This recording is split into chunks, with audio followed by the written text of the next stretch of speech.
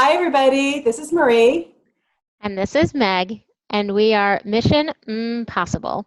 If you are new to our channel, we are two sisters with 10 years apart, both on an OPTAVIA 5-in-1 weight loss journey. And we've been tracking our progress in our monthly updates, which you can check out in a special playlist. But in this video, we are going to be talking about the LifeBook and picking up on element 4, which is all about building a healthy mindset. And I know a lot of weight loss influencers that I listen to or follow talk about diet and exercise being fundamental, but the bulk of the work for lasting weight loss success is really mental. And so this is where Dr. A starts laying those sort of foundations for success as we continue on this journey and just build these skills and habits throughout. Yeah, I think in this chapter, what really stood out to me is how he really does link our emotions with how that impacts really our overall well-being and how important that is on a weight loss journey or anywhere in our life, that we're not only focusing on the physical, but we're also paying attention to our emotions as well, and really taking responsibility for our response to situations rather than just reacting in an emotional way. Yeah, and he puts this together in two triangles. And hang on here.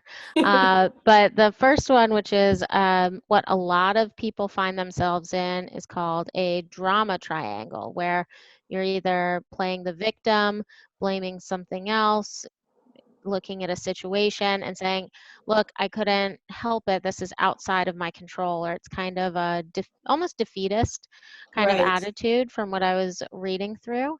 And the second triangle is more of an empowerment triangle, where you're recognizing that you have the power to change any situation or adapt or come up with an alternative solution, and really being self-aware in being able to identify certain feelings and then respond to those feelings rather than kind of being sucked into the drama triangle. And I'm going to bring up these pages as our, old school, Old uh, school PowerPoint. yeah, old school PowerPoint. So this is the drama triangle. Actually, I need to. So, like on the slide, Meg described the victim mentality, but the villain is the one who's looking to blame others. So, like, looking for who's at fault. Oh, you're the one who brought the cake to the party, so I had to eat it. Or being a hero, being there, the person who's enabling others or there to save the day. So, but when you take responsibility, you're not playing any of those roles. You are acknowledging that you are the person who has control over your choices and how you react to situations. And that, my friends, is empowerment. You'll see on this one that you can be either a creator, a challenger, or a coach. And all of those are positive things because you are in charge of your own story. You're helping others, and you recognize that challenges that you face are actually opportunities for you to learn and get better. And I will be totally honest and say, I have definitely fallen into that victim or, drama triangle in the past, where I've just kind of said, like, hey, that, like, healthy lifestyle, I guess, just isn't for me, or my body will never look that way. Um, or just kind of saying, like, this is way too hard. Um, and maybe I'm just not cut out for it. So, and even listening to myself say those things now is a little bit sad. Like, I want to reach out and give myself a hug, or like shake Right? my shoulders a little bit and say, like, wake up, because, you can do it. People make life-changing decisions every day, Yep. and there's nothing to prevent you from doing the same.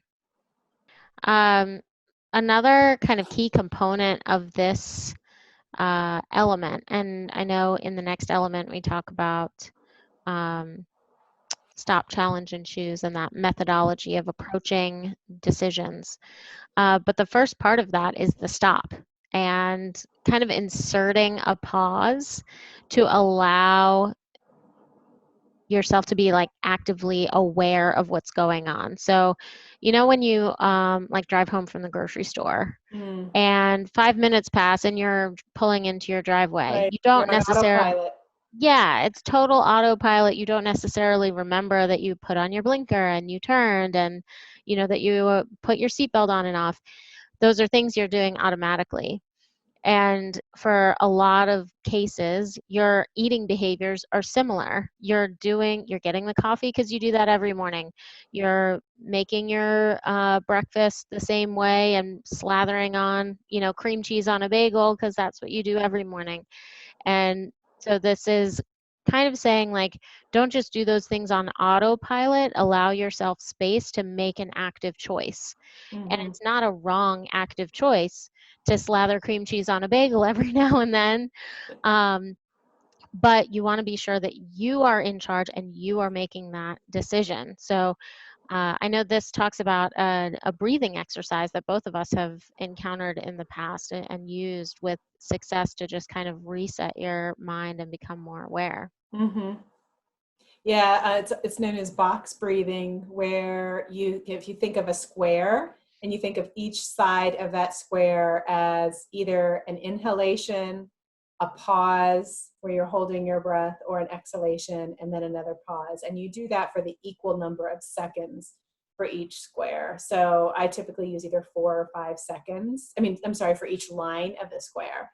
So where I would inhale for 4 seconds, hold it for 4 seconds, exhale for 4 seconds, and then hold it again for 4 seconds. And if you do that even twice, it takes like, if you do the math, less than a minute to do it twice.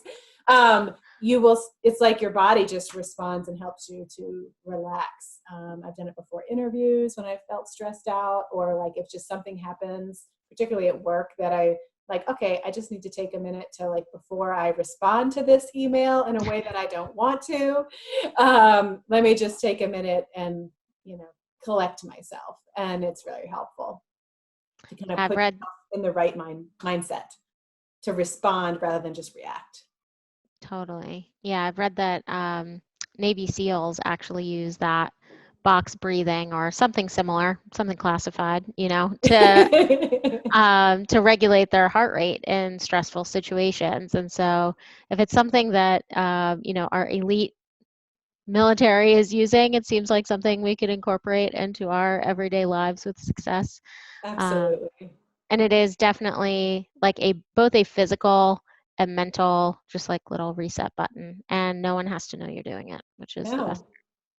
Could I wrap us up with a little quote from here that I really like about how you can make every day magical? Yeah. When you have internal stability and external equilibrium, each day of your life will become all out magical.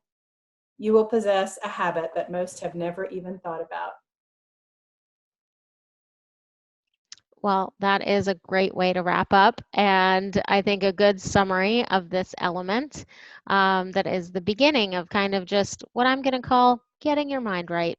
Yeah, Um, and it's not going to just take you 1 week and boom, you're done, but it's the beginning of a practice.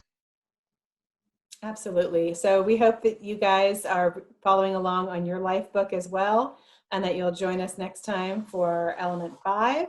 Until then, we would like to challenge you, and your mission, should you choose to accept it, is to join us on this journey and make a lifetime of healthy habits. So until next time.